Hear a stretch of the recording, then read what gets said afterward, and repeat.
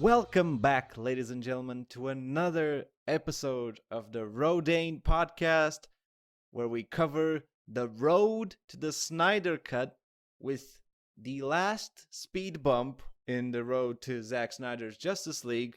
We are covering the 2017 release of the movie Justice League. And of course, I am joined by my co-host.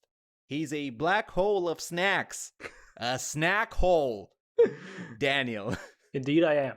Also, what's the deal with brunch? Yeah, what is the deal with... No, we're not going to get into what the deal with brunch is. Shut up, Flash! Shut up. Are you ready, Steven? We'll do it anyway. This is the end. Well, it's close to the end, but this is the end of the as of recording, released movies in the Snyder Cut, or the Snyder Trilogy, you could say. The Snydering? The Snydering. No. I mean, honestly, I don't even know why we're doing this, because this movie has no bearing on on what we're gonna see in Zack Snyder's Justice League.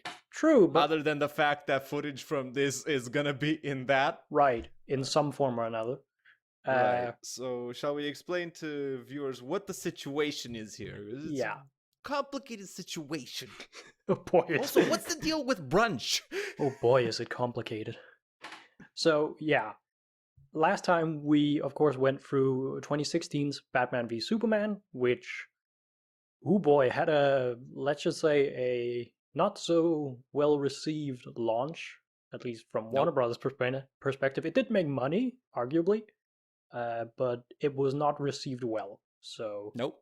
But anyway, the machine has to go on, and Zack Snyder went basically straight from this into production on Justice League. There was a little bit of an intermediate period, but they were, for all intents and purposes, shot back to back, or very close to, which, let's just say, made Warner Bros. A little bit uneasy about the prospect of another one. It's another one. So yeah, the reason why we've been doing this entire series is actually kind of because of this movie and because of the effect of this movie. Fallout? The fallout, yeah. Disaster? Trash fire? Yeah. So there are many, many things that happened before the movie even came out that sort of made the whole thing a shit show, basically. Yeah, like the behind-the-scenes drama is 100% more interesting than the actual movie. But we will get through this like production history first, because it is kind of important to understand in order to understand why this movie is the way it is. So, as stated, Zack Snyder went into production in 2016, finished a round of principal photography at the end of 2016 in October, and started assembling the movie and preparing for a small bout of reshoots, estimated around 2 weeks. That would never happen. Well, actually, in April of 2017, news came out from different sources that a rough cut had been assembled, which is basically, for those who don't know, a rough cut is a cut without finished visual effects, and it's just the assemble of the scenes, so you know like how the scenes come together and stuff like that. Yeah, and then previous animations are put in to sort of showcase how it will look when it's, finished rendering. This is so that the people who are actually doing the visual effects can go ahead and work on the scenes that are actually supposed to be in the movie, instead of making like 2 hours of visual effects scenes that will never see the light of day. But this rough cut was apparently really bad. There are multiple reports from different outlets and from different sources that apparently say that the movie was, quote-unquote, unwatchable. So this was in April. In May, Zack Snyder stepped down from the project because of a family tragedy involving his daughter, and quickly thereafter, Joss Whedon was brought on to direct the reshoots. This reshoot period, again estimated at around 2 weeks originally, ballooned into 2 months, and an added expense to the movie of around $25 million. Now, how much that actually affected Zack Snyder's original vision, quote unquote, is a little blurry. Like, there are some producers that say that the final movie, as we're gonna talk about is about 80% Zack Snyder's vision, again, quote unquote. But there are also estimates from Zack Snyder himself that says that it's like 3/4 of the movie. This also included just scenes he tinkered with, so there might have been scenes that Snyder originally filmed, but was then like cut to pieces, or let's take a shot of Batman and put him in here, or whatever. So Yeah. So he alleges that 3/4 of the movie was reshot or retinkered or rewrote by Joss Whedon. right. So at least we can say this far, that it's pretty obvious in the movie that there's a lot of things that's been tinkered with. A lot of shortcuts. Yeah. And this then ended up with a movie that had a lot of production problems, including in the reshoots. Yeah, we might as well talk about them now. There was two conflicts involving actors. The first one is very famous, which is Mustache Gate, colloquially known, which is before reshoot started. So in between the finishing of principal photography in October to the beginning of the reshoots, which was around April. In that intermediary time, Henry Cavill, who plays Superman, started filming Mission Impossible Fallout. When he then had to return for reshoots, he had grown a mustache. Yeah, his character in Mission Impossible Fallout has a mustache. Yeah, which of course is a problem for him playing Superman in the Justice League movie. So Warner Brothers contacted Paramount and says, is he allowed to shave? If he is, we will pay for a prosthetic mustache that he can use in Mission Impossible Fallout. They would simply cover the cost of whatever they would do. Paramount said they were gonna cover like $3 million for shutting down productions, right, because the problem is they had to shut down production for Henry Cavill to either receive a mustache or grow a mustache or whatever the fuck. Yeah. And they shut down production anyway so that Henry Cavill can go and reshoot scenes for Justice League. Right. Because he went to do that while shooting Mission Impossible. And Paramount said no. So he was not allowed to shave, which meant that Warner Bros. Had to digitally remove his mustache. And we will talk about, when we get to the movie, the effects of that.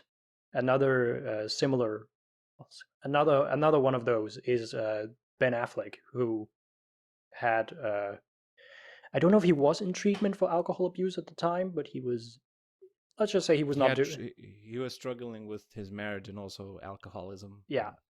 And that is also a little bit evident in the movie.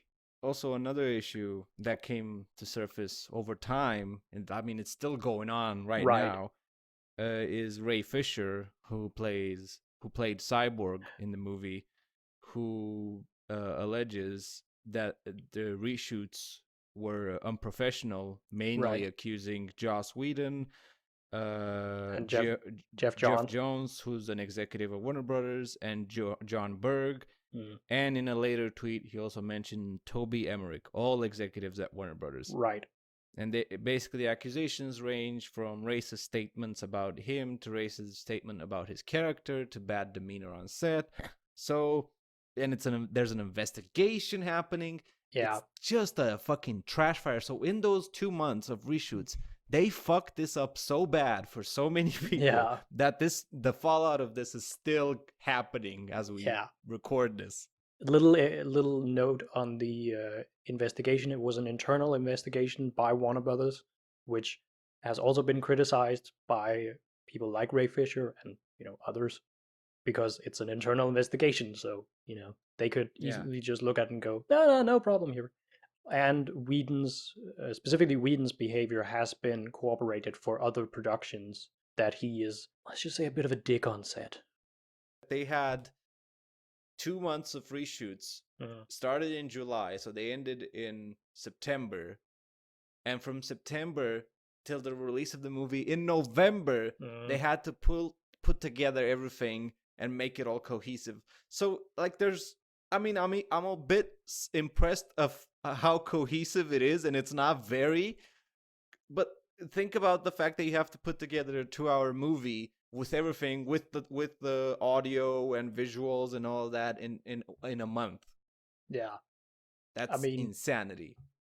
I I pity the visual effects guys who had to push this out, because we've seen other productions where the visual effects people got very little time to finish it. Marvel's Black Panther is a really good example of that. Yeah, exactly.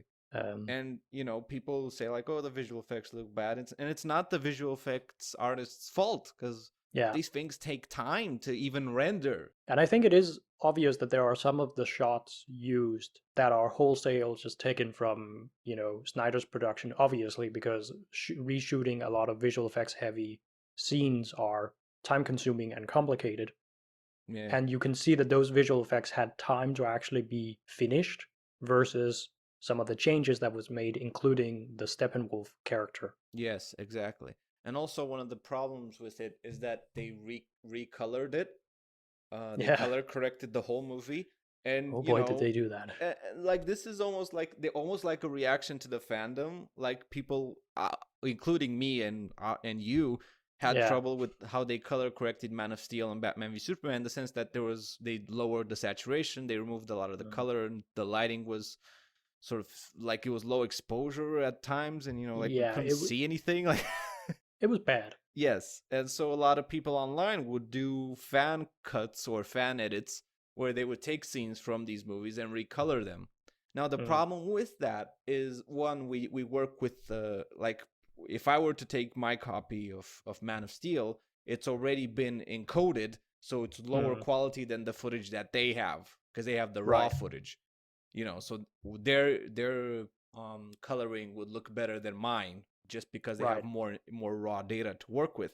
But even so, it still looks terrible and grainy as fuck, because it was not shot with the intention of being presented that way. So really, all of what we talked about culminated in this thing where releasing the Snyder Cut, as they say, even though it's entirely pointless and it's probably going to be a terrible movie, well, at least it's going to be better than this fucking shit show.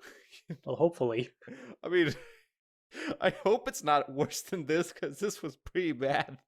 Yeah, so the whole movement started after the Justice League movie was released in November of 2017, and it was basically a fan movement to get the original version that Snyder shot, the sort of rough cut that Snyder shot. And that ballooned into a bigger and bigger movement, culminating in like a lot of money spent on like ads surrounding Comic-Con, like banners and Times Square ads. Yeah, released the Snyder Cut. And this also sort of made Zack Snyder himself become active and actually play up the idea of the fact that it exists and share more, behind the scenes stuff of what he was originally intending. And this culminated in Warner Brothers officially announced that they were going to release the Zack Snyder's Justice League, as it has now been named, but we will keep calling it the Snyder Cut because that's what it is, on HBO Max in March of this year. So there you go. That's the backstory of why we're doing what we're doing, folks. So Daniel, shall we get to the actual movie? Yes, 2017's Justice League, directed allegedly by Zack Snyder, written by Chris Terrio and Joss Whedon. And Zack Snyder? The story by Zack Snyder. Right. So where do we start? We start, it is a scene where Superman is, I don't know, interviewed, you could say, by two kids who film him on their phone. Right. And he looks really annoyed and inhuman. Yeah. I mean, he is an alien. So. Yeah, well, I have a note here. The kids ask him, Superman, can we ask you super questions? Yeah. What? No wonder he looks annoyed. Yeah. It's a nothing scene. Like, it's what is this? What? I mean, in theory, I don't hate it. I think it's kind of cute, but of course the execution of it is really bad. What do you think of the idea that some people had where why not just crop the shot so you don't see his head?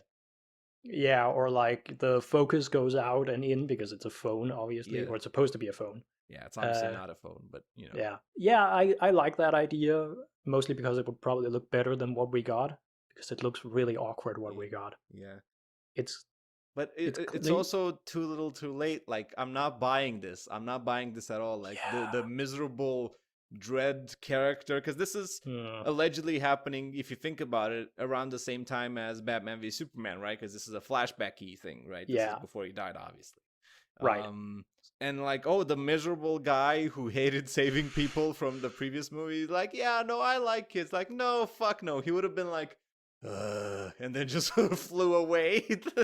He would have been like dropping a person, and then the kids would run over to him and be like, Superman, Superman, and he would just look at them with like his laser eyes and be like, swear to me, and then fly off.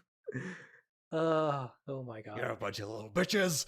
There's also an entire thing with this movie, which is if this movie had been like movie 10 or something in the DCEU or whatever, it might have. Okay, but what would have been in between? You know, there would have been so many things happen in between. Yeah, And but just yeah, I get what you mean, that it's rushed in the sense that why are we teaming up in movie 3? right. But I think it could have worked. I really think it could have worked because one of the instincts that I think Zack Snyder and the producers or whoever was in charge of making this, Right.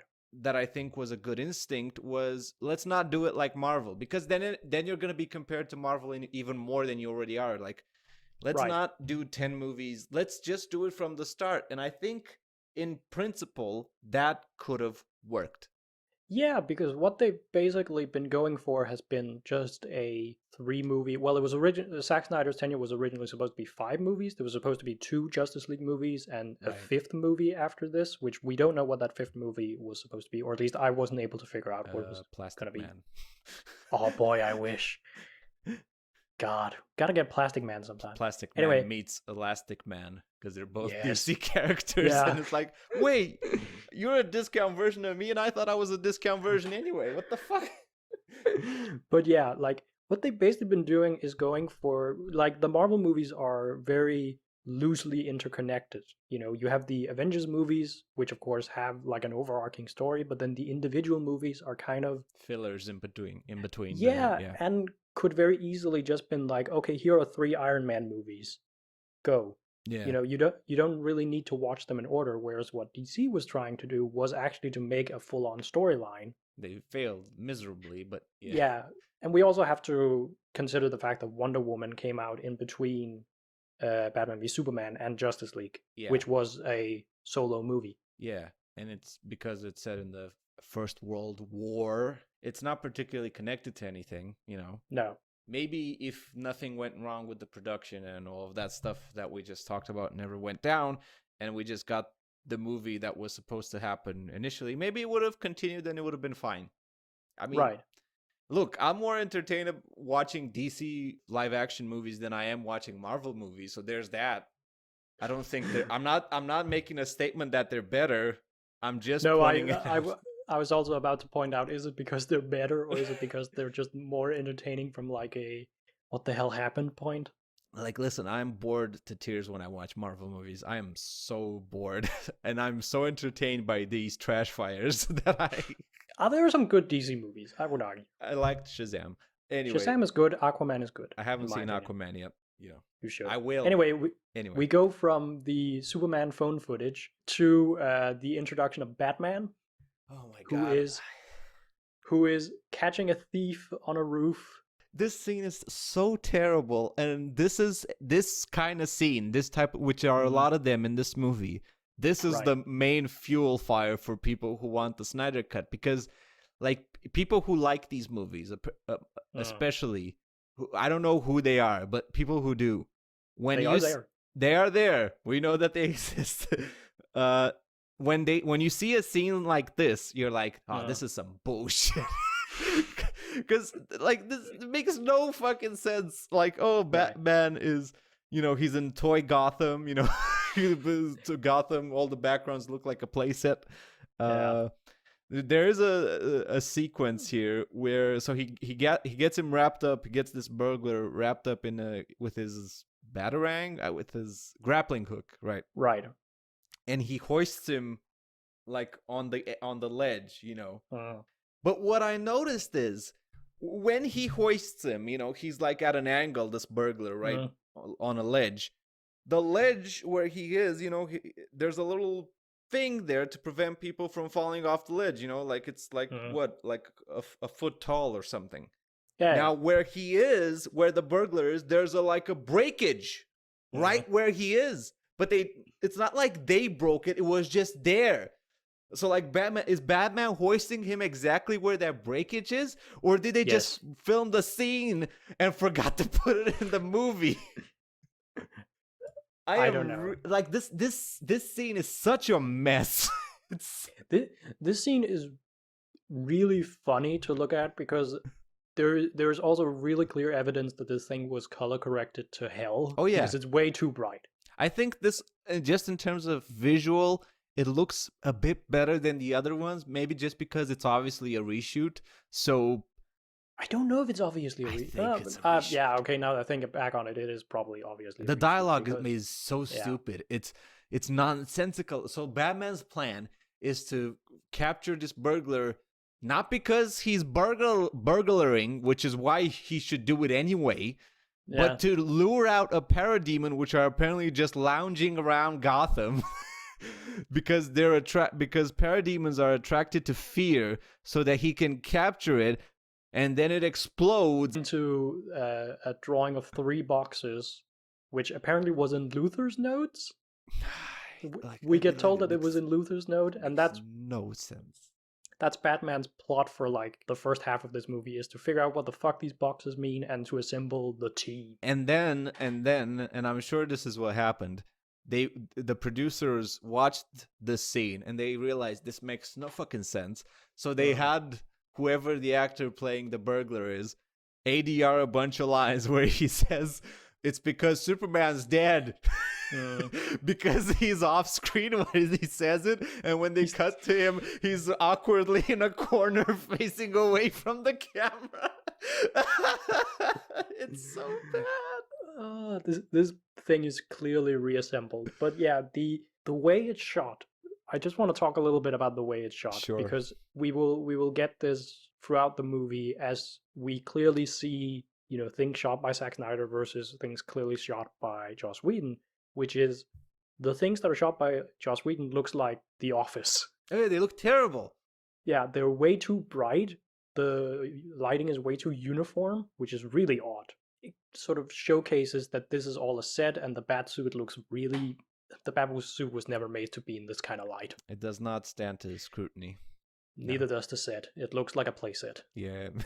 It looks exactly like what it actually is. It's they had the set of where the actors were standing on, and everything in the background is a green screen. Right. It's like, this scene is supposed to set up our like mystery of what is these 3 boxes and what do they mean and why are there parademons. So with that set up, we go to the title sequence, which a lot of people have talked about this title sequence and how it's kind of weird and how it has a shout out to a deadly virus. Yeah, that was. Yeah, because they pan to a newspaper that gives a bunch of exposition about how, they lump in David Bowie's death with Superman's death, which I think is in poor taste. Next to it is a news about some sort of deadly virus spreading, and everybody was like, what? This movie predicted the future, that David Bowie's going to die. Oh, wait. It basically just sets up the world state, which is people are sad and miss Superman for some reason, and racists kick oranges. I think they're peaches. I don't think they're oranges. Oh, my bad. I didn't want to, misrepresent race. And Martha Kent has lost her house. Of course. Which we figure out later was her own fault. At the end, Batman should have been like, you know what, Martha? Get your house back. It was your own fault. I'm gonna make this into a supermarket. We will get to stingy Batman in a bit. I just want to point out that the scene of the races kicking the peaches, I don't think it was very accurate, because I don't think police would have intervened at the end. Yeah. Anyway, after the title sequence, we are introduced to Wonder Woman, who of course is a established character in these movies, mostly because she was in Batman v Superman, and she had her own solo movie before this. Well, mostly from her own solo movie, because she was barely in Batman v Superman. Yeah, and we've talked about that. Yeah. But she saves some kids from some terrorists? ? Like she's a bank robbery, right? Some sort of bank robbery. No, they come in Shenanigans? and they have a bomb, and then she lassos of truth one of them, and he goes like, "We are." What is it he says? He says something like, "We are an extremist group who want the world to Return to the Stone Age," which is funny because the guy she lassos of truth says that the bomb that they brought into this bank or like museum or whatever will level like 4 blocks, but that won't bring the entire humanity back to the Stone Age. maybe this is the beginning of that. I don't know, man. I don't know. I thought the scene was fine. I thought the Yeah, scene yeah, was like it's Wonder Woman being heroic, and it showcases her using her powers. yeah. Basically using what we've already seen her using in Batman v Superman. Yeah, and this is an original scene. It's not a reshoot. A lot of people thought it was a reshoot, but it's not. I have a feeling some of it might be reshot. Some of it might be, but I've seen behind the scenes footage of Zack Snyder on this set shooting this. So my favorite little bit though is Wonder Woman comes in, breaks down the door, and some guy shoots at her, and we see her in slow motion like dodge a bullet, which she doesn't have to. That would have never hit her. That would have never hit her. Pew! Yeah, there's a few scenes like that in the movie, which are kind of awkward. Yep. Then we get to Batman looking for people. First, he goes to see Arthur Curry, which is Aquaman, who's in the middle of nowhere helping Aquabro. Aquabro. How do you feel about Jason Momoa in this movie? I think he's the best character in the movie. He's likable. He has an attitude because, like, who the fuck is Aquaman? Nobody gives a fuck about Aquaman. And I think if you would have gone with like a more Greek-inspired thing, like in the comics, it would have been too much like Wonder Woman. Right. So having him be like this dude bro surfer man, it's fine. I think he's fine. He's good. I want to see Aquaman now when I feel like you should watch Aquaman. It's actually really, really good. I really like it. Are you being fucking paid by Warner Bros? What the fuck? I'm being paid by Jason Momoa. Jason Momoa sends you checks. Signed, thanks, bro. I think there's some weird shit with his character. Like, there's a scene later on where he takes off his shirt and flies into the ocean. And he, like, drinks out of a bottle and then throws the bottle in the ocean. And I'm like, are you supposed to be, like, anti-ocean pollution, motherfucker? What the fuck? Well, he does actually say at some point, fuck if, fuck if global warming is a thing? If? What do you mean, if, Jason Momoa? What do you... Yeah, God there's some weird things about his characterization, but the real there's two really funny things. He says that it doesn't mind if the oceans rise, because that's not a problem for him. But that's not the fucking point. Anyway, two fun things to note about this scene is one, nobody's hiding anything in terms of secret identity. No. And also, Batman is cheap as hell. Like, he wants to pay these people who live in the middle of nowhere $25,000 to tell them about Aquaman. Right. And then he sees a mural on their wall that has the similar, like, 3 boxes and things like that. And he goes, $30,000 if you also tell me about these boxes. It's like, for fuck's sake, Bruce, you're a fucking billionaire. Chill out a little bit. How convenient that the bar in which Aquaman is slumming has some sort of weird painting on a wall which depicts Aquaman and the 3 mother boxes and the plot of the movie. It's like, what the fuck is this? Yeah. Who made this? Ask the person who drew this. He probably knows a lot of shit. Yeah. Also, I want to note that in this scene, Ben Affleck's wig looks fucking terrible. Yeah, and it changes from shot to shot. And, yeah, but this particularly the scene where they're outside, they're walking and talking. Which is definitely a Whedon thing. Yeah, like his wig looks glued onto his head. It's not like his hair is not moving at all. I think after that we get the scene where Batman is on the plane, on his little jet plane with Alfred. And Daniel, I would just like for us to, do a little recreation of this scene, if you will. Because I think that this scene has some particularly stellar dialogue between Batman and Alfred. Okay, who's Batman, who's Alfred? I'm going to be Batman, obviously. Okay. Because you are my Alfred in a way. Yeah, I get that. In the sense that I emotionally abuse you and you are my slave. Yeah, and all I do is keep whining at you. Anyway. Yeah, and asking about whether or not I sleep with women.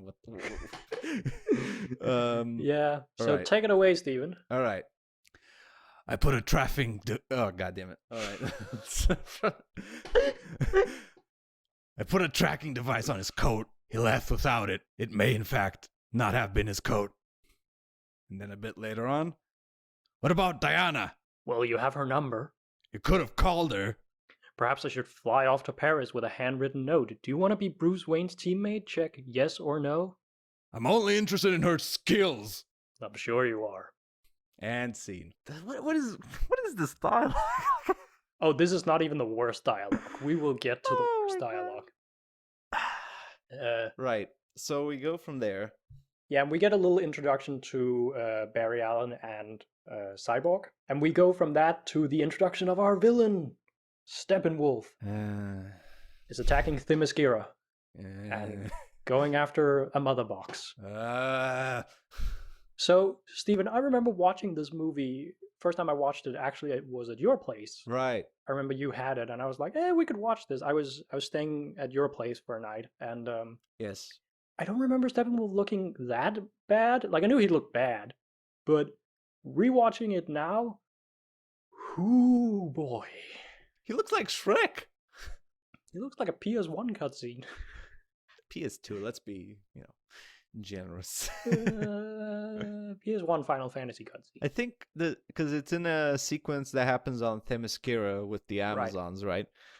Yeah. I think the sequence in itself is okay. Like they're playing catch up with the mother box and they're passing it on from one to the other, and they're all sacrificing their lives to protect the mother box and what have you. I think the idea of it is that's cool, what I mean. Yeah, and but there's like one Amazon who throws something at the mother box and misses. Yeah. Why is that in there? And the one who ties it up with a rope and then fires it with an arrow. I was just thinking, like, how heavy is a mother box? It has no weight. It has no weight because it's CG. Yeah. Also, where's Robin Wright? Yeah. Like, we have Connie Nielsen who plays Queen Diana's Hippolyta. mother. Yeah. Yeah. But we don't have Robin Wright. Because Robin Wright is the head of the military, right? Or something. So shouldn't she be the one who takes care of this? I would actually think that they had shot something with her and then, she's just been cut. Hey, we'll see. We'll see. We will see. I want to ask you. We can add her to the list of characters that whether their plot lines are going to be finished or not. Oh yeah. So Stephen, I have a couple of questions to you about this scene. Sure. The boom tube. What do you think? I mean, who gives a fuck? I mean, at the end of the day, yeah, it doesn't make a lot of sense. Why does it come from the sky? Like, does this boom tube, does it shoot all the way from Apocalypse or whatever? It's just a long line from Apocalypse to Earth. If you're on the International Space Station, do you just see a giant tube going into Earth? You know what I mean? Like, yeah.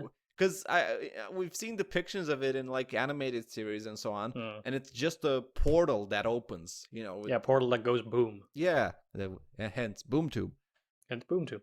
And this giant monstrosity, this cylinder that a visual effects underpaid worker dropped into a sequence, it looks terrible. But so does everything else. So it would have stood out. It stood out if it looked good. So. Yeah, I just wanted to hear your opinion on it. And also, it's unnecessarily big, is my opinion on it. Yeah. Why is it so big? I don't know. Because big guys coming through it. Did Perry White design this boom tube? He printed it and was like, where the fuck is the sports section on this thing? On this boom tube. So, Steppenwolf's design. Now, we have seen the new Steppenwolf, or the original, quote-unquote, Steppenwolf design from the trailers for the Snyder Cut. Right. Here, he looks way more like human. In the Snyder Cut, he looks like a fucking Final Fantasy villain. He does. I just want to hear your opinion on how he looks. I mean, he looks terrible. He looks like Shrek. His face is very jello-y. I don't know. It feels like. I mean, I don't know, man. I mean, both designs look terrible. The new one and the old one. So we won't know until we see the new design in motion, because this one in motion looks fucking horrendous. Oh boy. Yeah. Yeah, it's kind of, it looks like a hair metal art cover. like from 80s rock albums, Yeah, and it kind of reminds me a bit of like, have you ever seen on YouTube people take action figures and try to make them look better? Like change the model a little bit and like give it a Oh, new like paint job and things like custom that. molds, right? Like stuff like Yeah, that. Yeah. it looks kind of like that because his Yeah. face, it doesn't look like of course, it's not a skin texture because he's not human, but it looks like either plastic or Play-Doh or whatever. I don't know. He looks kind of weird. He does. He does. He gets, in the end, the mother box and then he boom tubes away after having laid waste to at least a bit of Themyscira. Yeah. Uh, Killed half of the Amazonians. he killed a lot of them, at least. Yeah. I have another thing I want to talk about regarding that, but we can get to that with the next scene, which is Martha and Lois have a nice Oh, little chat. I zoned out that whole. Oh, wait a second. Wait a second. We have another We- read here that we can do. We have another sequence that we can regale you with a little lecture of, okay? Right. So, Daniel, do you want to be the news anchor or a woman? I want to be the news anchor. All right. So this is so for context, the Lois and Martha are watching a scene that's actually it's a news coverage of what we see briefly happening to the janitor at the Star Labs. at Star Labs where Victor Stone, aka Cyborg, and his dad are, Mm. and parademons have kidnapped this janitor. Yeah, and they're because recapping. there is a mother box at Star Labs. Yeah. And why did they kidnap a janitor? I don't know. I don't know. Anyway. So the scene starts with the news anchor going, on the local scene, this janitor's wife had some strong words for the aliens, she said, stole her man. My Howard was a good man. He's a provider. And these aliens are gonna bleep probe him. Come down to Lakeview and I'll stick a bleep probe up your alien bleep ass, you... Cuts. Yeah. Do you think Amy Adams was actually watching that, or was it a green screen and then they comped it in later? Oh my god, I hope it was just calmed in later. Do you think Amy Adams went to the premiere, saw that scene, and was like, what is my character doing? Okay. What are So this is kind of what I also wanted to talk about with the Themyscira scene, which is the depiction of women in this movie. Oh, the depiction is abysmal. It's really somehow bad. worse than ever. Somehow. Yeah. And like the Like bar we- was at the bottom of the ocean, and now it's near the crater of the Earth. Yeah, like we've talked a little bit about how, specifically Amy Adams, Lois Lane has been depicted in the previous movies. In this one, it is somehow worse. Yeah, because she has somehow less screen time. Yeah, And her whole arc, if you even want to call it that, in this movie, is that she disappointed Clark by not being a journalist the way she used to be. And I'm like, yeah. what? The implication is that after Clark's death, she is in grief, and therefore she is just writing fluff pieces at the Daily Planet and not being the respected journalist that she was. Right. And in this Because she scene- was once, quote, Martha, a very thirsty woman. hungry. Well, no, she says thirsty. Yeah, because Clark told her that she was the thirstiest woman he ever met, and she misremembers it as thirsty, but in fact it was hungry. Which, that is the worst piece of dialogue in this movie. I will fight you for him. It's a lot of competition. I mean, true, but this is like I mean, it is very bad because why would you have Diane Lane and Amy Adams say this shit? Like, come two on. very amazing actresses who have done Yeah. incredible work, and here they are together in horrible makeup, sitting in the chairs. One of them says that, "Oh, you were a thirsty woman," and like this is embarrassing. Yeah.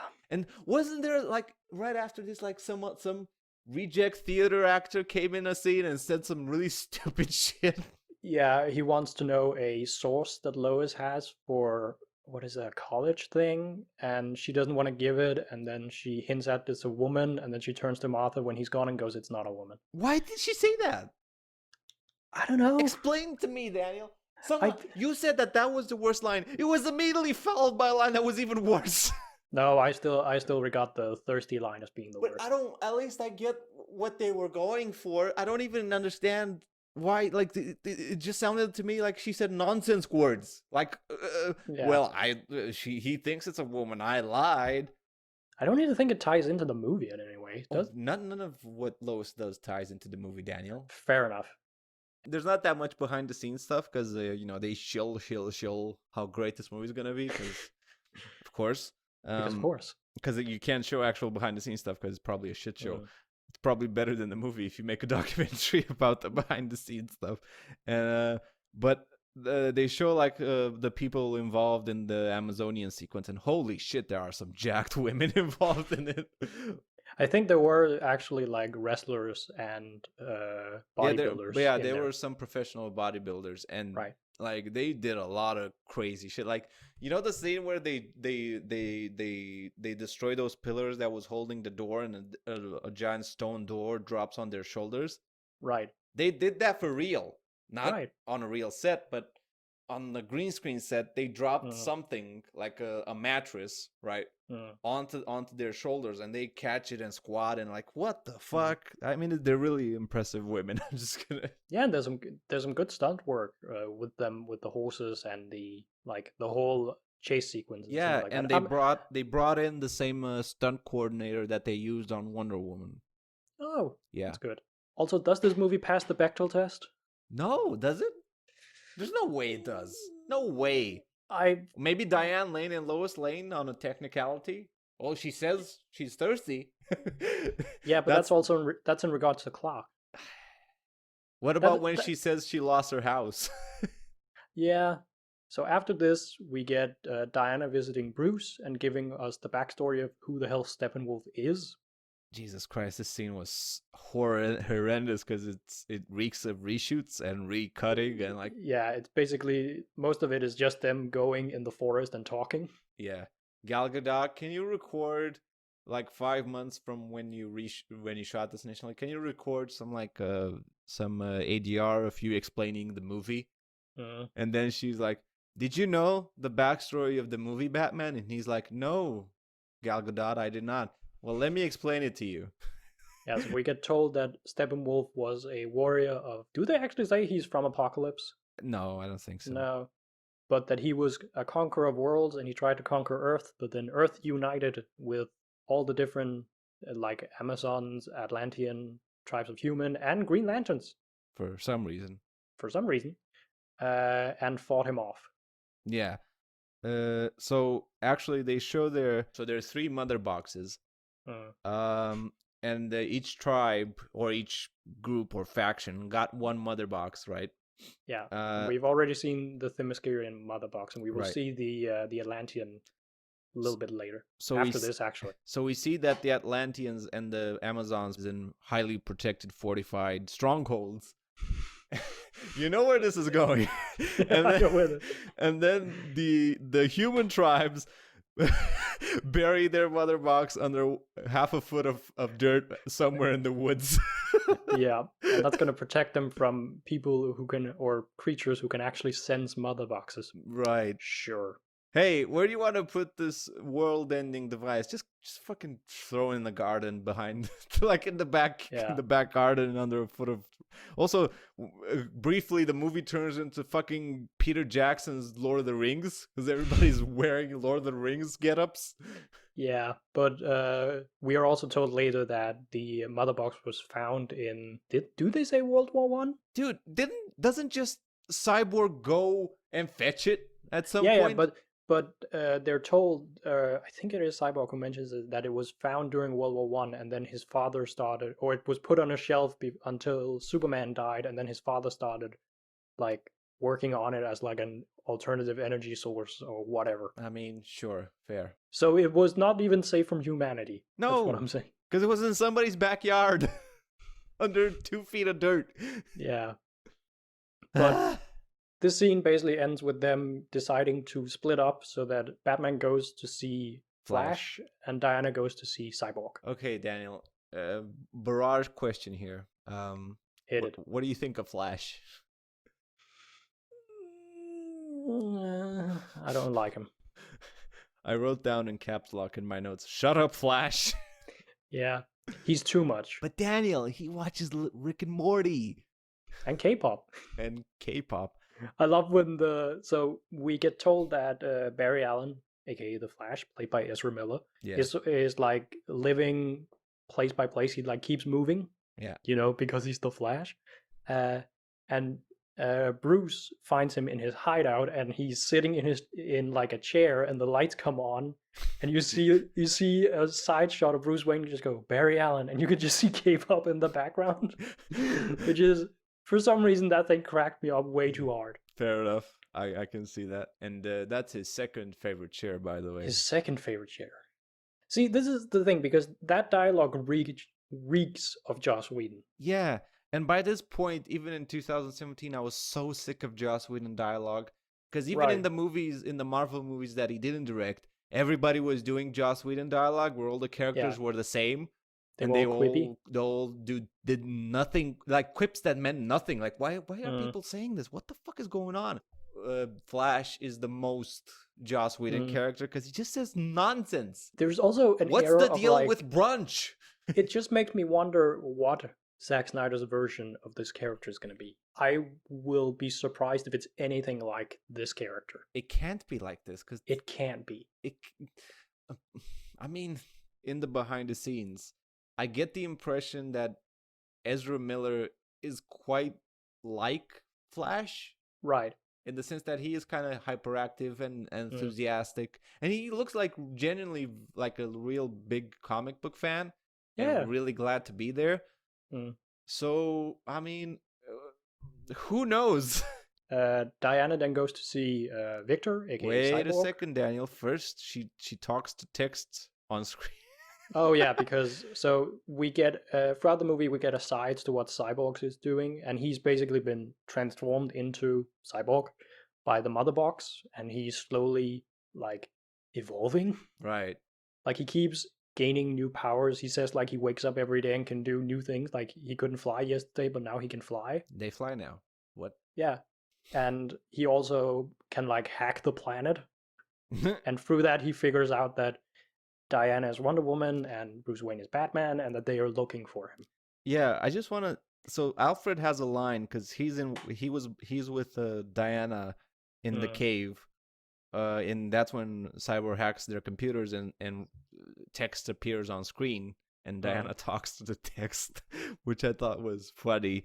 But Alfred has a line because they set up a date between Diana and Cyborg, not a romantic date, just a rendezvous, a meeting. Yeah. And Alfred has the impeccable line, "Looks like you have a date, Miss Prince. About time somebody around here did." What's going on with Alfred? What the fuck is this nonsense? Which is kind of interesting because we did see that Bruce Wayne had, well, he woke up next to what I assume was a woman in the movie. It was a doll. It was a... Well, it might have been.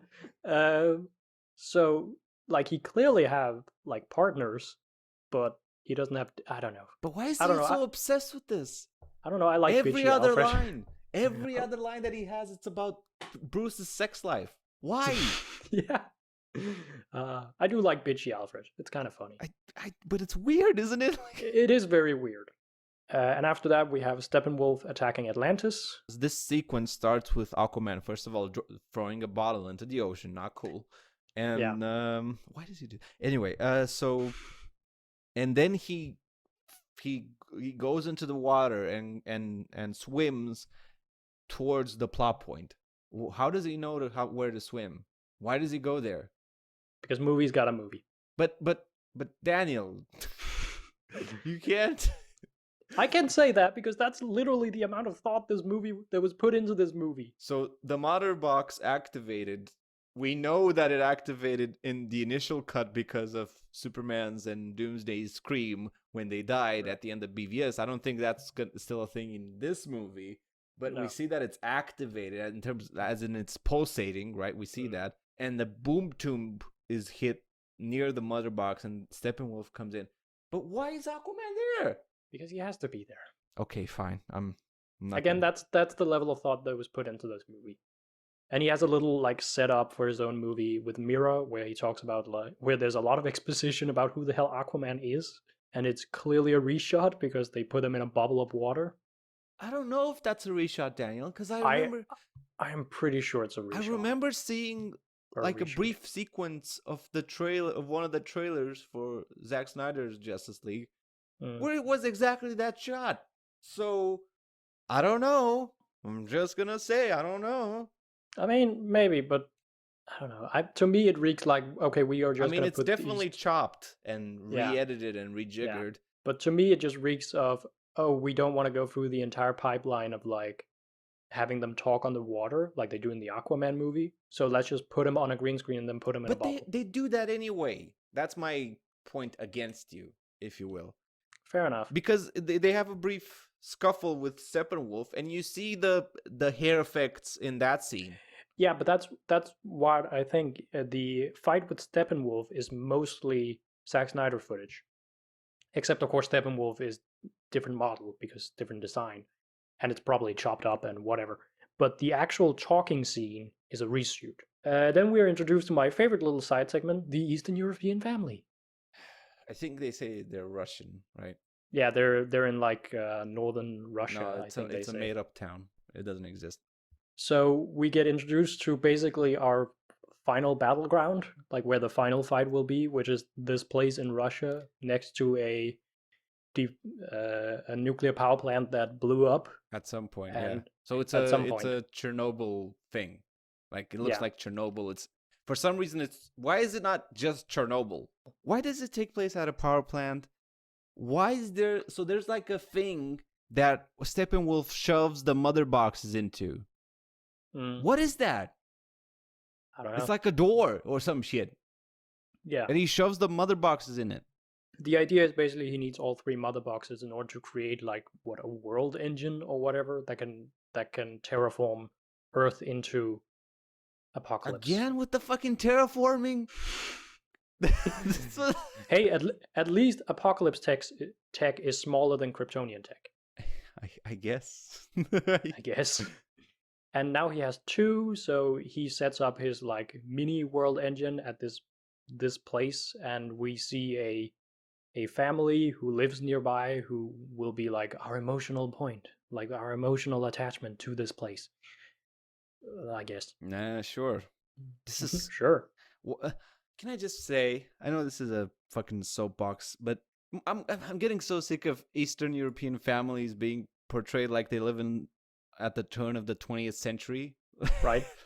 These people live in a shack in the middle of nowhere with nothing, and they're Bucksbury. And the child is fiddling with a what looks like a 40s radio. Right. What? I mean, I know that a lot of people live in poverty basically everywhere, but I mean, this is just like it's racist, right? Am I crazy? It's at least very insensitive. So Steppenwolf, I named him in my notes Step. So Step, are you in love with how he pronounces mother? Mother. Mother. I kept getting like Norman Bates flashback. Mother. I kept getting Mike Pence flashbacks. Oh yeah. Mother. But yeah, it's really weird. Also, he keeps talking about the mother boxes like if they are in fact mother. Yeah, because well, I guess in DC lore they're kind of alive, right? In some weird way, but they don't talk about that because because it's weird. Because it's weird. And apparently all this commotion is enough to be picked up by fucking Gotham Police Department. Well, the Gotham Police Department notices that a lot of people have been kidnapped by apparently parademons. Apparently. We don't see it. There's a kid who does a drawing, and Jim Gordon, played by J.K. Simmons, who has a terrible wig glued on his head. Says that or one of the like Gotham police officers goes, you know who it looks like? And he goes, yeah, I know who it looks like. Referencing looks like Batman. So he goes and talks to Batman. He turns on his sign and they all meet up. Also, can we talk about Ben Affleck's voice? Can we talk about Ben Affleck's wet fart of a landing that he does in that scene with yeah, he shows up on the gargoyle and then he hops down.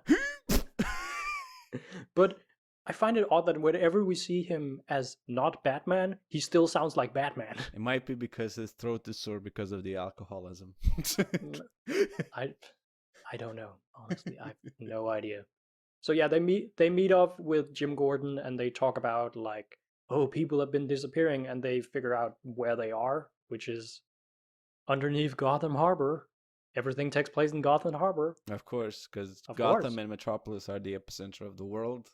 And Gotham Harbor is the epicenter of every bad thing that happens. Yeah, it's the harbor or Arkham Asylum. For some reason, we haven't seen Arkham Asylum in this series. Actually, we're seeing it at the end of this movie. We see it in the post-credit scene. We'll get to that who one. gives a fuck? And we get to the fight in the sewers where they finally what the meet fuck was Steppenwolf. going on? What was going on with that landing? I don't know. But like, you see footage, right? And you see like, man, this looks like an overweight man trying to, do a jump, and he's like, and he looks so lame. Honestly, like, I'm not gonna blame Ben Affleck too much. No, but it's not his fault. It's obviously No. It might have not have been him. It might have been a stunt person. Might have been a stunt person, but I'm also like, if it's Ben Affleck, let's say for the sake of argument it is. I don't think it is, but sure.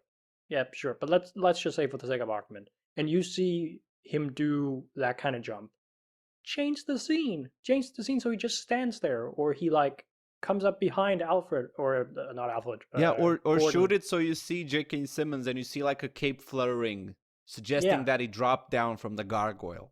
Like, come on, like. You know what it reminds me of? It looks like a worse version of that scene from Watchmen where Night Owl lands from his little thing. Yeah, where he like comes out from the bottom of the owl ship and like lands. Yeah, exactly. It looks worse than that, but it's the same degree of lameness. Right. But in that scene, it makes somewhat sense because Night Owl is supposed to be kind of lame. Yeah, he's supposed to be like overweight or not out of shape and like. So are we supposed to gather that Batman is also out of shape? I mean, there's a scene between him and Diana where they talk about that he literally can't do this anymore. He's too old for this shit. So they go to Gotham Harbor, which again, in two scenes they managed to underline how unprepared and stupid Batman is, because they get to Gotham Harbor in their crab. What is it he calls it? The Crabinator? No, it has like a name. The Bat Crab? Who gives a fuck? They have like a crab. A robot crab, a giant robot crab, and they get in their little crab to Gotham Harbor. So they go there because of a couple of things. Diana says, "Oh, there must be a nest nearby," and then Victor Stone comes in and tells them, "My dad was kidnapped, and I know where they are." Right. And let's go there. Right. So they know where they're going because they went there. They went to Gotham Harbor, and Batman asks Alfred via comlink because Alfred's their little whatever guide. Right. In the Batcave, Batman asks him, "Where are we, Alfred?" What do you mean, where are we? You got there. What do you... It's because they're underground, and he's like, "But where are we now, Alfred?" And it's like, I don't know. You're right here. So does Batman not drive anything? Like Alfred just remote controls them everywhere, and Batman just sits in the chair. And at the end, he's like, "Where are we, Alfred? I passed out for the past 10 minutes. Are we there yet, Alfred? Are we there, Alfred? Sarah, stop asking me that." I will send a penguin after you. Okay.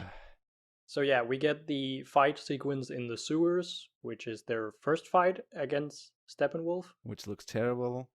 Yeah. I mean, it looks okay for some angles because some of it is reshot and some of it isn't.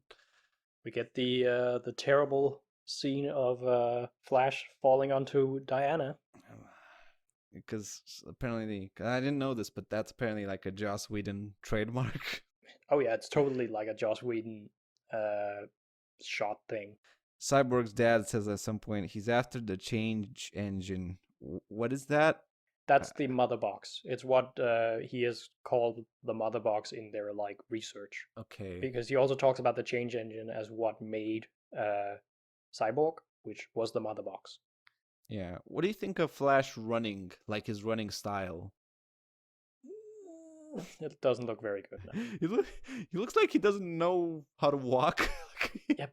The thing is, I don't know if it's the way they shot it, because I know that when they shot Quicksilver for the X-Men movies, they basically put him on like a treadmill and then they had him on harnesses so that he Right, wouldn't like fall on something. And I assume they did something similar here and then green screen and then put him in, right?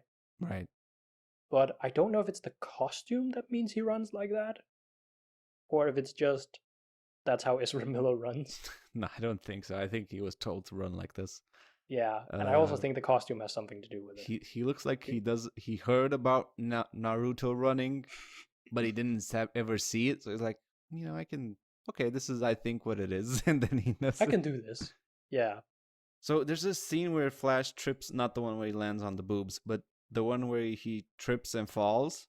And I kind of like that. Like, it makes him a Yeah. bit more relatable. Like, oh, he's okay. So he's like overpowered in some sense because he can move faster than anything else. But he's not very strong, and Right. he's also clumsy and immature and inexperienced. Right, and they play that up a little bit. Like he basically says he's never done battle and he's only pushed people, and then Batman goes save one person. Yeah, I thought that was a good thing. Yeah, like there. that's a Like, fine little that's a little like moment. Batman telling him, like, look, you don't have to move mountains. Just make sure that at least one person that you contribute something, kind of thing. I also think that they kind of knew that Flash is maybe a little bit overpowered for this, because they first he trips and then I think he gets shot in the leg by a parademon. I don't know. I don't Because remember. I think I believe he gets shot in the leg by a parademon. He at least gets injured Right. so that he can't run. Because I was sitting there thinking, wait, if Flash is so fast, why doesn't he just take a good run and just punch Steppenwolf in the face? Yeah, Like the kinetic energy alone would make his head explode. Yeah, but it would probably also like obliterate his arm. Yeah, but he regrows that thing. Yeah, but we don't know if he regenerates in this. Well, he gets injured and he's not injured later, so Yeah, maybe they just forgot. yeah, they kind of forgot. Whatever. But yeah, I agree that, it was a good idea to nerf him a bit. Right. They should have nerfed somebody else as well, but we'll get to that. And Aquaman comes in at the very end and saves them because the sewage pipe tunnel gets blown up and water starts coming in. And then they meet up with Jim Gordon again, and Jim Gordon's like, thousands of dollars in property damage. You haven't lost your millions of dollars in property damage. You haven't lost your touch, Bruce. And I'm like, what? Like, and then we get the best little moment of the movie, which is Aquaman comes up and he looks at Batman and goes, dressed like a bat. I dig it. yeah. Aquaman's cool. I like Aquaman. Jason Momoa. Jason Momoa. I know, I'm making a joke. Somebody like randomly asks, like, where's the mother box? And then Cyborg randomly flies into shot. He's like, I got it. It's like, oh, okay. Well, that solves one problem. Now there is a scene here between Batman and Alfred, because now everybody's regrouping, and somebody brought in discussion the idea of what if we bring back Superman from the dead? Yeah, this is where they discuss reanimating Superman, because they figure out that the mother box can basically do whatever the plot tells it to. Yeah, it can imbue life into things or something. Right. So there's a scene between Batman and Alfred in which Batman expresses actual doubt. Like, I thought it was a good scene by itself. Somehow they had a good scene. Because we never see Batman and Alfred in any of these movies talk about feelings or, hey, Bruce, how do you feel about this? Shut up, Alfred, and make me a batarang. Go on a date, Bruce. Get laid. Get laid, Bruce. Wear the bat condom. Don't forget to use protection. Bring out the Batmobile. Chicks dig the car. That's why Superman works alone. Yep. This scene is actually good because Alfred asks Batman, like, are you sure you want to bring back Superman from the dead? And he's like, I don't know, man. I don't know what I'm doing. And I think once we get, because spoilers, we're going to get Superman back. Oh, really? I think what they did to sort of liven him up a little bit, yeah, I don't know. There are little moments here and there where it's like, okay, I could see how this movie could work. Yeah. But Of course, you know, it goes against the tone of the last movies that Zack Snyder did.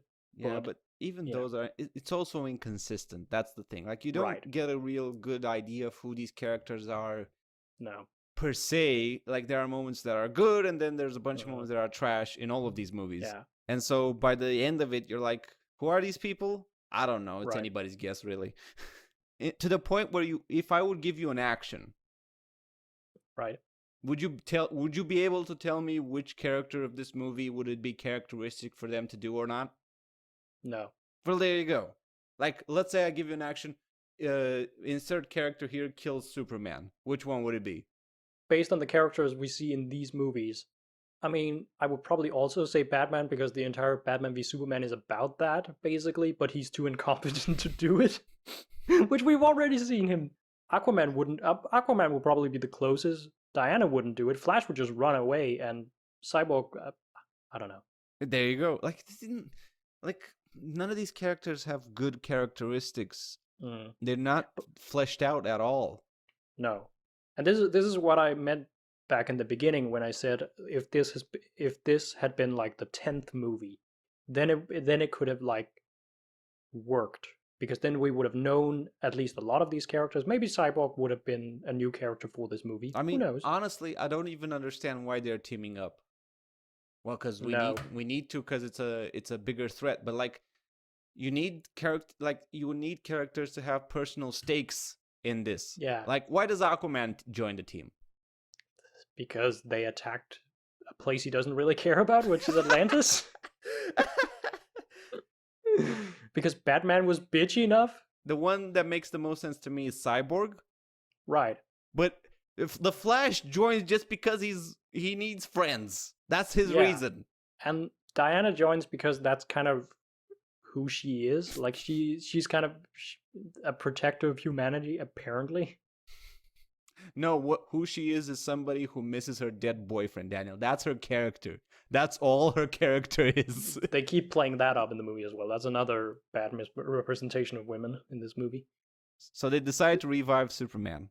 Yeah, and they go do that, basically. They go do that. So there's a sequence here where Flash and Cyborg dig up Clark. dig up Clark, which people have pointed out, like, why doesn't Flash just do it in a second? I get it, but he does have a little line mentioning that he thinks it might be insensitive or weird to do that. Maybe. Right. I mean, it's still weird to dig up a body regardless, but right. whatever. I actually don't hate that scene. Well, it's terrible, but I get why you don't, because Flash thinks that fist bumps are racially charged. Yeah. Why? I like it because it's just a little character moment outside of the "we need to save the world" thing. It gives the characters a little bit more like dynamic with each other, and that's because they really don't have much dynamic with each other outside of Alfred wanting Bruce to get laid. Right. And probably it's best to team up Flash and Cyborg because they're the only two like non-steroid alpha males. Yeah. Because, Aquaman is also a jacked dude with anger issues. Ben Affleck is also a jacked dude with anger issues. And Wonder Woman's a jacked dude. Cut that. I'm actually, now that I think back on it, I find it kind of funny that the most characterized is the three new ones. Well, it makes sense from one way because, we need to put characteristics in these people that nobody has ever seen on screen before. Right. But it's like all the others are like, Wonder Woman is barely a character outside of... But she really misses her dead boyfriend, Daniel. Yeah. And Batman is also basically a non-character, except he also misses his dead boyfriend. And Superman is also basically not a character, except he misses Lois. Everybody misses somebody. So they sneak on the Kryptonian ship from Man of Steel. Right. Which is in the middle of Metropolis, still being guarded. So they sneak up by hiding in an army truck. But what perplexes me, they get out of the army truck while they're still outside in full view in their costumes. And then Batman repels from the corner of the frame. So he didn't go in the truck with them. Why? Why? What? I don't know. Why, Daniel? No, why? I don't like. What do you want me to Give me say? a reason. They needed an establishing shot of them coming in there, and that was the best they could come Yeah, up but with. then Like, if they snuck up in the army truck, why didn't Batman just sneak with them? because he's Batman, he needs to come in from his own angle. Okay, moving on. Yeah. So they put Clark's body in the goop pool that made Doomsday. See, I didn't say Darkseid this time. So proud. So proud.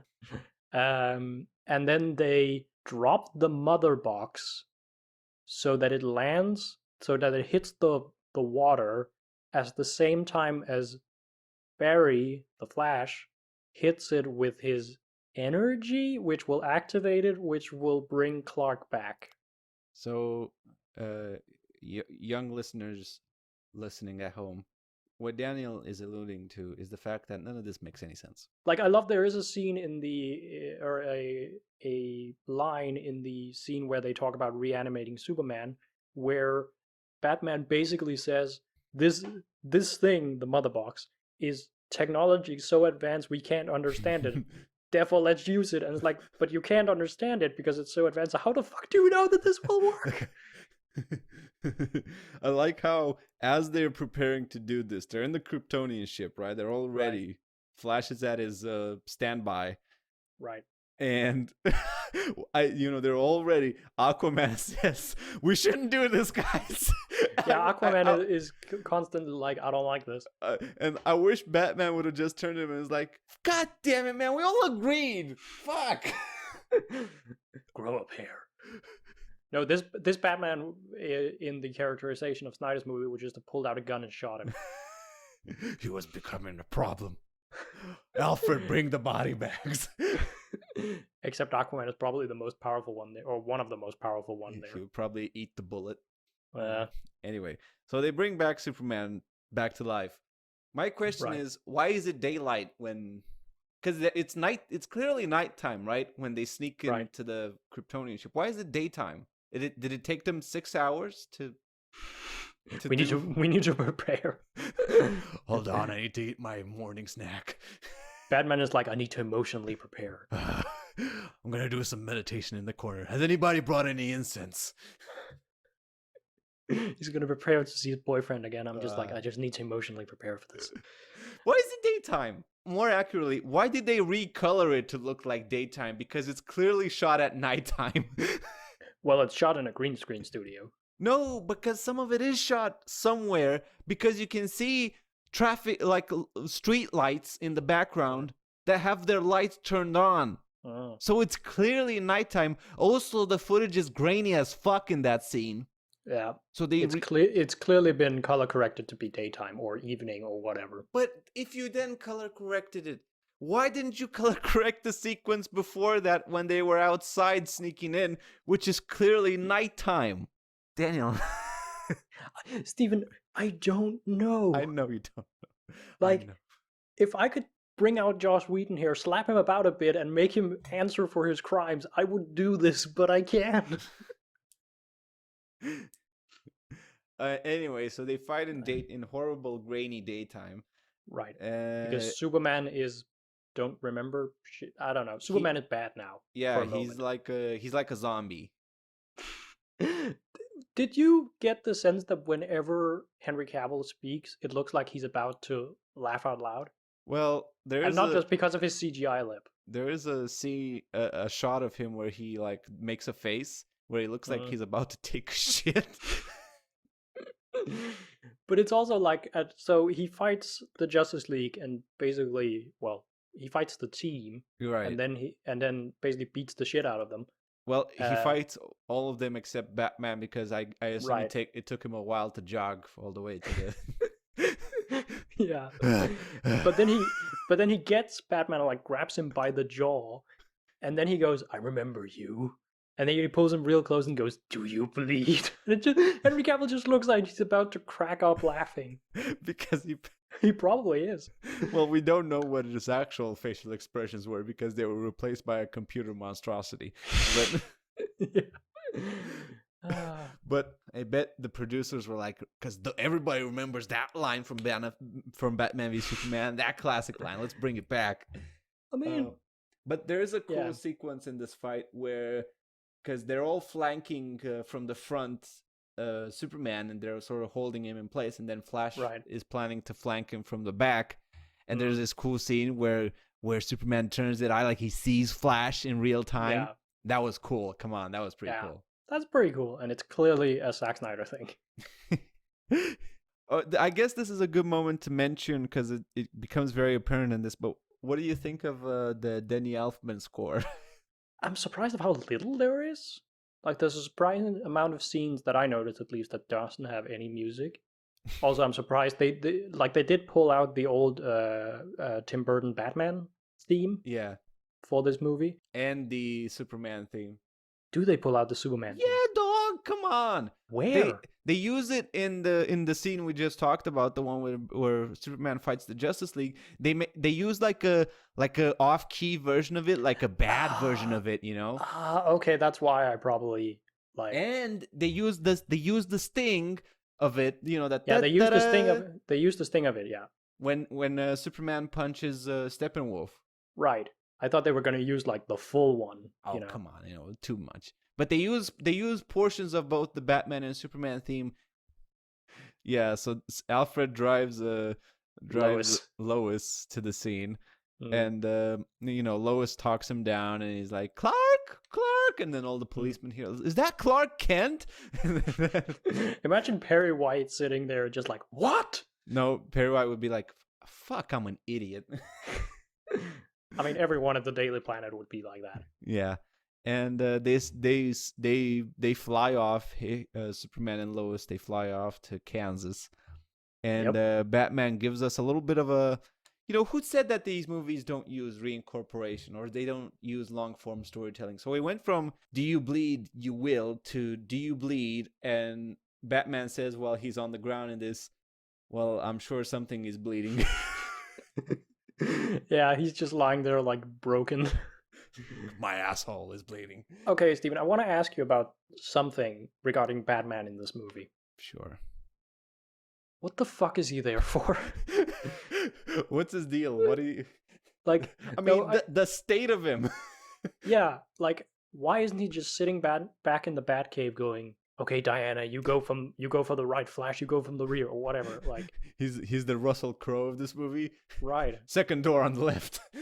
Yeah, like, he does basically nothing. At most, he fights a parademon or two. He never does anything to help the big battle between Steppenwolf.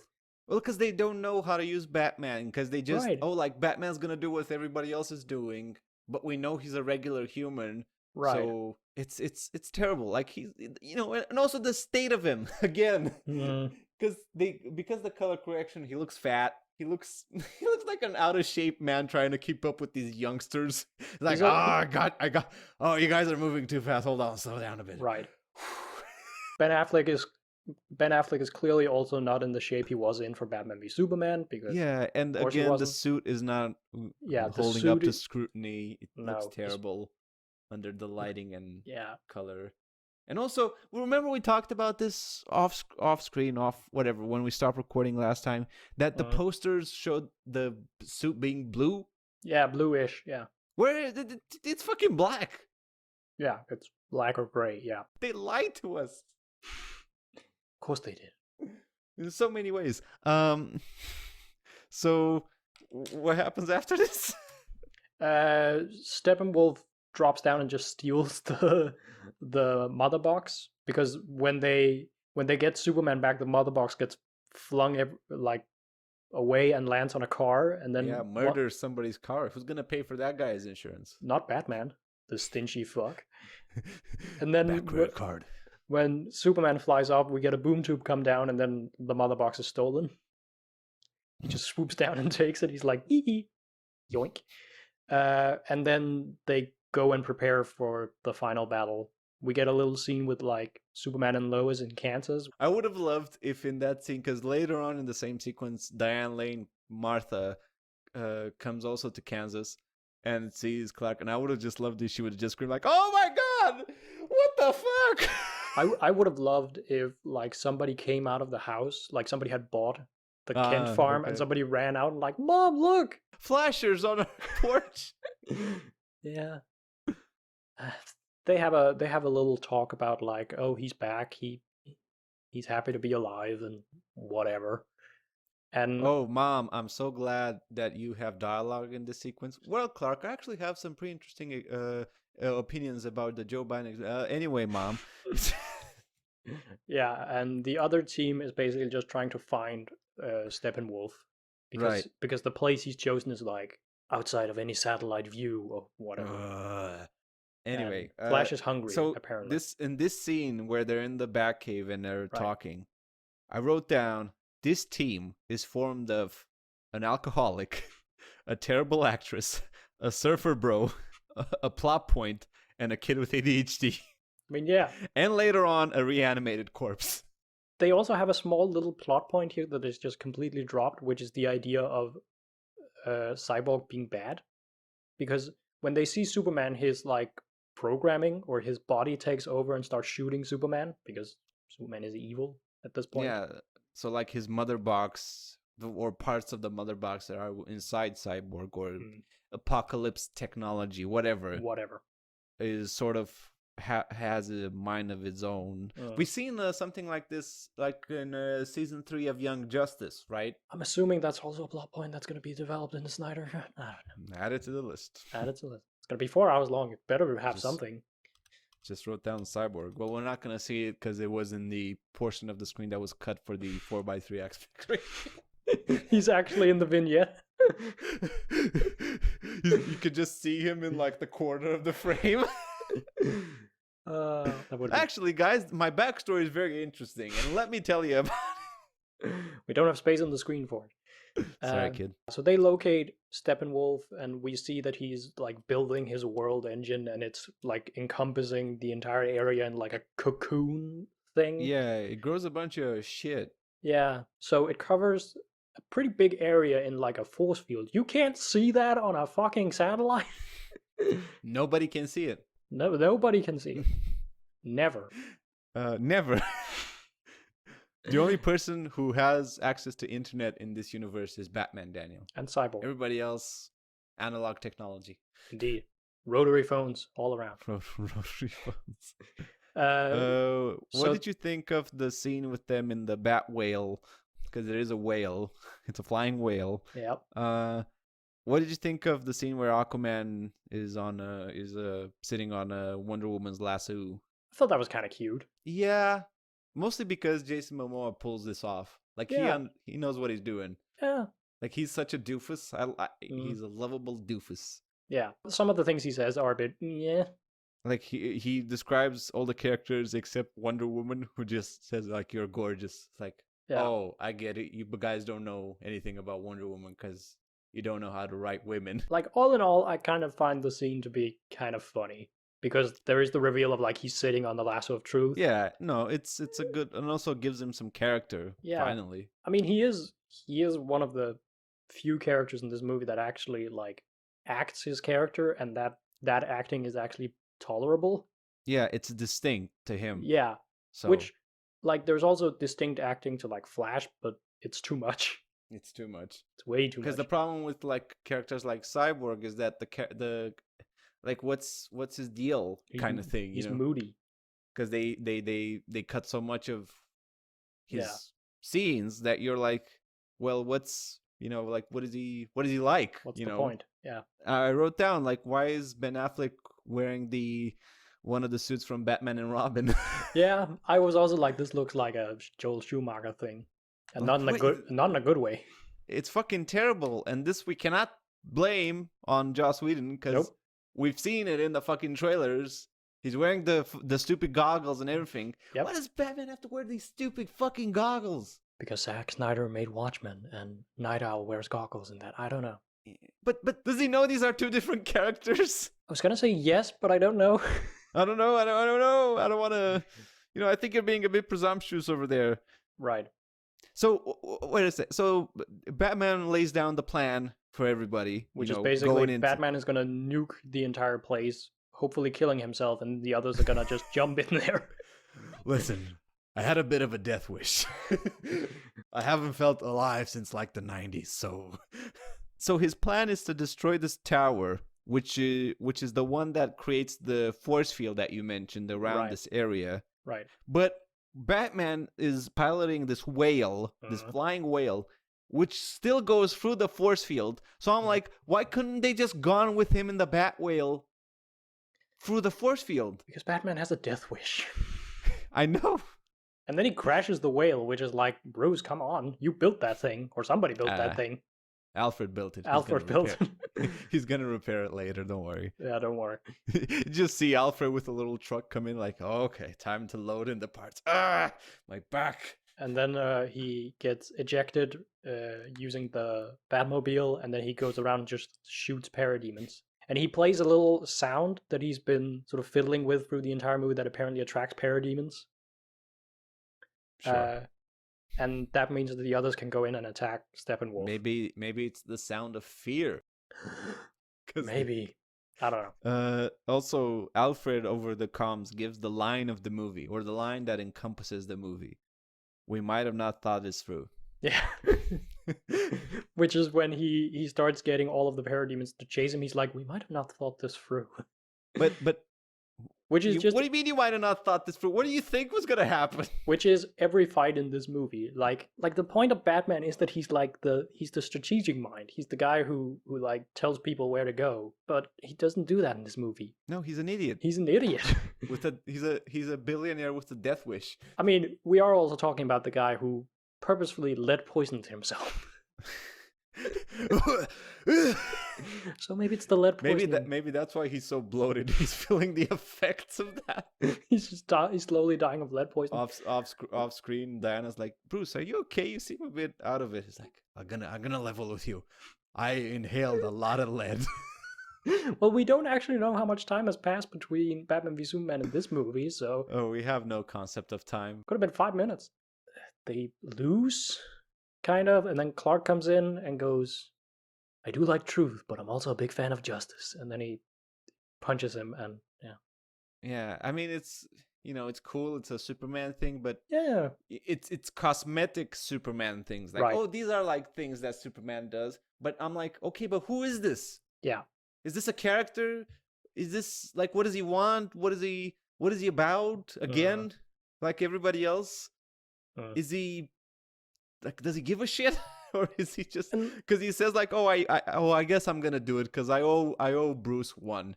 Yeah. Like, what do you mean? What do you mean you owe? I mean, he brought you back to life, but really? But he also contributed to killing you. Right. Yeah, because this version of Superman is not the version of Superman we've seen for these last couple of films. And I know we've been bitching about this, like Zack Snyder's version of Superman being a nothing character, basically, or an asshole, which is not what Superman is supposed to be. And now we're bitching that he's closer to what he's supposed to be. But yeah, but it's cosmetic. Oh yeah, there's the moment where Flash pushes, because they escape from their house, which has been overrun by parademons, right? And go in their car, but it breaks down because they have bad vehicles in Russia. I don't know. Yeah, because American vehicles are so good. Yeah, which is funny because they drive a pickup truck. Right. But then Flash comes around and pushes them, and he goes Dostoevsky and runs away. Which. Anyway. So because of the way they incorporated Superman into this, like, it makes the whole Justice League feel useless. Yeah, because he basically comes in and saves the day. Yeah. Which, and everybody's like, there has been portrayals of Superman in regards to Justice League where he's like the last resort, because he is Superman. Like, he's the big guns. But at least show the people being competent together. And we've already seen like Superman's basically incompetence in this group in Batman v Superman, where Wonder Woman was the person who was like the good fighter because she's a literal warrior, and Superman was just, I punch things good. I have muscles. His suit is blue though. Yeah, the suit looks good in that specific color correction. Right. Although the color, as soon as they separate the mother boxes, the color correction changes instantly. Yeah. It went from red to white. Yeah.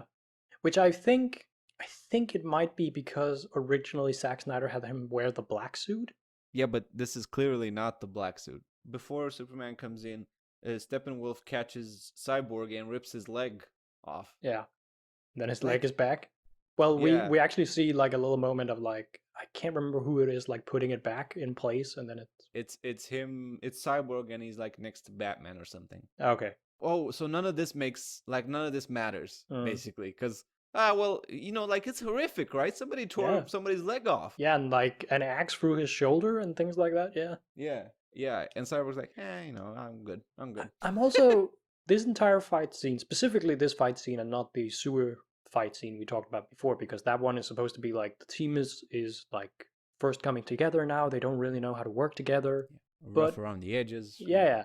And there's a little bit of them working together. Like there's Flash like poking Diana's sword so it comes back to her so that she catches it, and little things like that. But in this final fight, there is no cooperation whatsoever. Nope.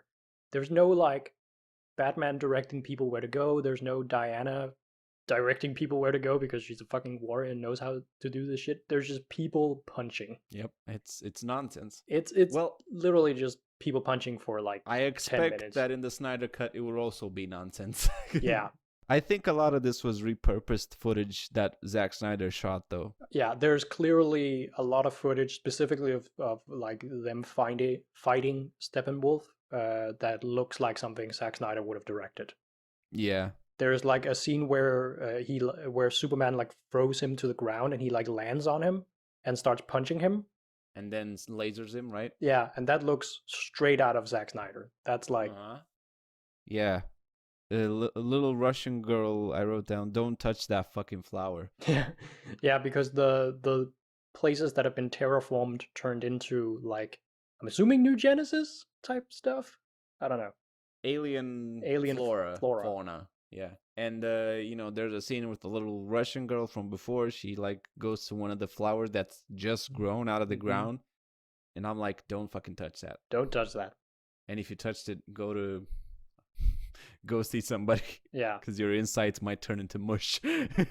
And then we have the big hero shot of them standing on looking over a pile of rubble with flowers over it. Yeah. And they're like, we did this. We did this. I mean, to be fair, they're pretty used to piles of rubble by now. Or at least Batman and Superman are. Yeah. It's like, this is exactly like the time that I almost killed you. Yeah. And then but there's a payoff in that shot because Cyborg and Flash are fist bumping. And there's also a little scene where when Superman comes back he goes like, I thought you didn't like me, and Batman goes, I didn't not. Do you want to kiss? Kiss. Kiss me. Show me your. But yeah, then it's basically just a lot of setup for different movies, which is Batman wants to rebuild Wayne Manor into basically the Justice League headquarters. With 6 places, not 7.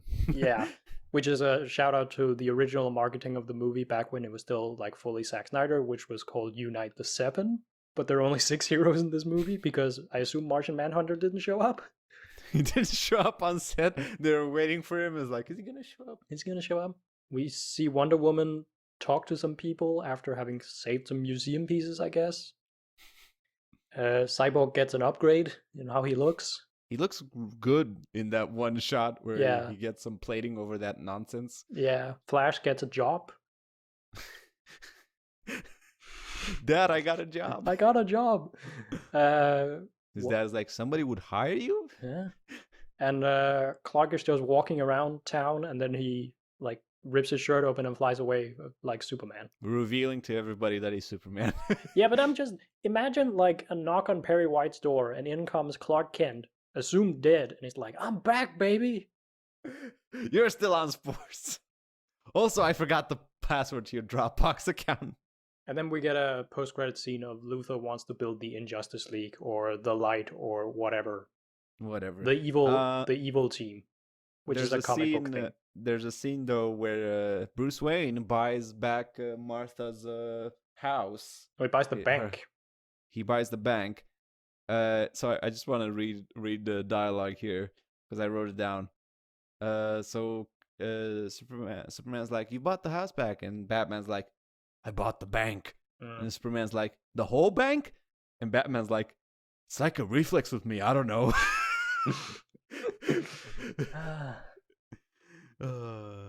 Somebody fucking fix the fuses in the bat signal because it's sparking to shit. Yeah, that thing is a fucking Fucking hazard. fire hazard. You see, like Jim Gordon, like at the end, he's like, he activates it and it sparks the hell. Like, Jesus, Jim, you're gonna get fucking second-degree burns off that. You're gonna get killed. It's okay, I have a replacement. A replacement Jim Gordon? No, he has Barbara. Barbara. Oh my god, can you imagine if J.K. Simmons, J.K. Simmons, yeah. J.K. Simmons would have acted the way Jim Gordon acts in the Harley Quinn cartoon? Oh, that would have been perfect. I'm on my last leg here, Batman. He is strangely... There's fucking parademons everywhere. I don't know what the fuck I'm doing. Barbara's leaving me again. He is strangely muted in this movie. When you think about it, he's a cameo. Yeah. He has no lines, almost. Right. So I actually watched something else in preparation for this. Ooh. I watched the first 3 episodes of the original Justice League cartoon. Oh yeah, I also after I finished watching this yesterday, I was also like, I kind of want to watch the Justice League cartoon. Because the first 3 episodes are the introduction to the Justice League, and it's a sort of a self-contained arc about an invasion. Same thing. It's Starro, isn't it? No. It's I don't remember what the fuck they're called. They're like the people that invaded and destroyed Martian Manhunter's world. Ah, okay, right. Like there's some sort of shape-shifting goo people, whatever. Okay. And it's very self-contained, and they handle one thing that this movie is completely incompetent. Well, this movie is completely incompetent in general, but one thing that they did was they managed to figure out a way to have Superman, but also have everybody else contribute. Right. Because they managed to nerf Superman enough so that everybody else also has something to do. Like Superman gets captured in the fucking three episode arc because it's an alien race. So we don't really have any measure to how these things will affect Superman. Right. Which is smart. Like their technology could just be the kind of thing that can hurt Superman because fuck it. Yeah, why not? And like everybody has their little character arc. Like Batman's awesome in it. He's characterized as this person who is like relentlessly brave. Like he essentially, like people think that he got killed in like the 2nd episode and then comes back in the 3rd. It's really good. Basically, the dynamic that they're trying to do with Cyborg and Flash in the show, it's kind of like Green Lantern and Flash. Like they're the 2 oddballs who are always paired with each other. Right. It's really good, and Diana's, because she wasn't introduced before, like she was in this. She was introduced in the show, and she has like she's the outsider, right? And she very much acts like sort of this. I have something to prove, because everybody else knows each other except I, and I need to prove to everybody else that I can do stuff. Yeah, but then I would say, Steven, that was made by people who actually know what they're doing. Well, okay, so what did you think of this movie overall? 2017 version, Justice League. It's fine if completely forgettable. It goes down, in my opinion, it goes down a lot easy than Batman v Superman, which is just a fucking nightmare to go through. Yeah, also it's not 3 hours. It's 2 hours. It's 2 hours and 1 minute. Well, I look forward to the next one, which is going to be 4. Yeah. Oh my god. I think it's, it goes by really easy, mostly because almost none of it is remarkable or interesting. There's some okay set pieces. Like again, the Flash versus Superman thing is kind of cool. There's some cool imagery here and there. Yeah, most of the interesting thing is the behind the scenes snafu. Like that's the most interesting. Like I kind of have this fantasy where if somebody manages to get all the legal greenlit to make like a behind the scenes documentary of what happened. Oh, in like 15 years, we're gonna get the disaster artist version of making of this movie. Yeah, But I don't want to see a fictional film. I want to see a documentary. Right. Like with actual, like, I want to see what Zack Snyder has to say. I want to see Ray Fisher. I want to see how Joss Whedon declined to be interviewed because he's a shithead. Yeah. In the sort of backlash of the release of this movie, a lot of actors canceled their contracts to be in further movies, including Ben Affleck and Henry Cavill, which, Henry Cavill is sort of the through line of all the movies. He's in all of them. And I think that was sort of the gong of like, oh, this is over. This is like, I still don't know what any of this is gonna lead up to anything, because so this is like, it's so strange because this 2017 version of Justice League, it's kind of it kind of lives in like a plot void, where nothing really in terms of the universe surrounding it with Shazam and Birds of Prey and all that, none of it really references this. Or there's at most a little bit of an acknowledgement that Batman, like this version of Batman, exists, and there's a shout out to it in Aquaman. Everything apparently is hinging on the Flashpoint movie in terms of continuity. Like, they're planning on using the Flashpoint movie to reset the timeline, in the sense that it's going to establish where Shazam and Aquaman and all that other stuff, all that lighthearted stuff, Birds of Prey and all that, where that stands. Right. And try to merge them with the Zack Snyder dreary, depressing stuff. And it's also going to set up why the new Batman films that are coming out by Matt Reeves are in a different continuity. And it's basically just going to... I think it's just going to... Like, it makes sense if you read comics to, like, okay, we have Shazam. Right. The Shazam movies, they're good, they're popular, they made money. And the problem is, we had some elements in the first Shazam that link it to the Zack Snyder universe. You had, like, the Batman Batarang, and you had, like, Superman off screen with his head off screen at the end. And so, like, okay, but moving forward, we're probably not going to have Henry Cavill, so what do we do? And then that's where Flashpoint comes in, of basically working in the elements that they can use into a new continuity where there's a new Superman and a new everything. Which, boy. I mean, it can be done, but again, the writer of that Flashpoint script is probably on some sort of death watch, because, like... I mean, these things change day to day, apparently. I mean, I'm just going to say, if I got an email from Warner Bros. Saying, do you want to write the Flash movie? I would say no. Well, because apparently Ben Affleck is signed up to be in the Flashpoint movie. Yeah. And so is Michael Keaton. For some reason. Right. So I guess this concludes our Justice League 2017 discussion. It was a dumpster fire. But sure was something. Not as miserable as Batman v Superman, so there's that. Hey, even a dumpster fire brings heat. Sure. So next time we will be discussing, or reacting, I guess, in real time to Zack Snyder's Justice League, which is coming out the 18th of March. Yeah, and we will try to get an episode up shortly after that. As soon as possible. As soon as possible. Maybe within a day. Yeah. But yeah, Daniel, what are your expectations now that we're near this event, this earth-shattering event? What are your expectations going into this 4-hour snafu? The infinite earth-shattering event. Anyway. Yeah. I'm expecting it to be 4 hours of dreary Zack Snyderisms.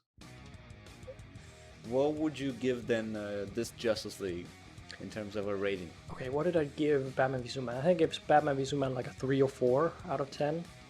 I would give this probably similar, because it's bad, but it's bad in a different way. Right. And just because it wasn't as miserable, I'm going to give this between a 4 and a 5. Yeah. And I think the Zack Snyder Justice League is going to be similar. Maybe it's going to be lower because it's so long. Bathroom breaks. Indeed. All right, so this concludes our discussion of Justice League 2017. See you next time, where we'll be finishing. We'll be at the end of the road to the Snyder Cut. We'll be discussing Zack Snyder's Justice League 2021. Yeah, that's basically it. See ya. Do you talk to fish? See ya.